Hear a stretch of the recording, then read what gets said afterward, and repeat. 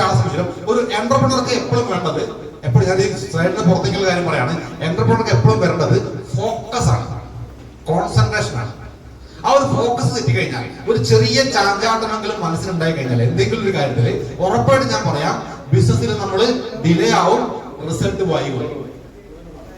നമ്മുടെ അപ്ലൈനെ പറ്റിയോ ഡൗൺലൈനെ പറ്റിയോ എന്തെങ്കിലുമൊക്കെ ചെറിയ നെഗറ്റീവ്സ്, ദേഷ്യവും വാശിയും മനുഷ്യനാണ്, അമാനുഷികമൊന്നുമല്ല, അതുണ്ടാവും. അതുണ്ടെങ്കിൽ അതിന് ആ ഒരു അലയലുകൾ നമ്മുടെ മനസ്സിൽ കിടന്ന് കളിക്കുമ്പോൾ നമ്മൾ ചിന്തകൾ മാറിപ്പോകും. PV ഉണ്ടാക്കേണ്ട ചിന്തയ്ക്ക് പകരം ഈ ചിന്തകളിലേക്ക് മനസ്സിൽ ചലിക്കുന്ന സമയത്ത് നമ്മളിപ്പോ ഇതൊന്നും വേണ്ട, ഈ മീറ്റിംഗിൽ ഇരിക്കുന്ന ഒരു ലീഡർക്ക് തോന്നാം, ആ 4 ആളോട് കൊണ്ടുവരാമായിരുന്നില്ലേ, പക്ഷെ ചിന്ത പോയത് വേറെ പലതായിരിക്കും. ഇന്നലെ നമ്മുടെ റിസൾട്ട് വൈകും. അപ്പൊ നമ്മൾ എപ്പോഴും വേണ്ടത് relationship, key success for success. നമ്മുടെ വിജയത്തിന്റെ കീ ആണ് ബന്ധങ്ങൾ. ഏതിലാണെങ്കിലും നല്ല നല്ല ബന്ധങ്ങൾ ക്രിയേറ്റ് ചെയ്യുക എന്നുള്ളത്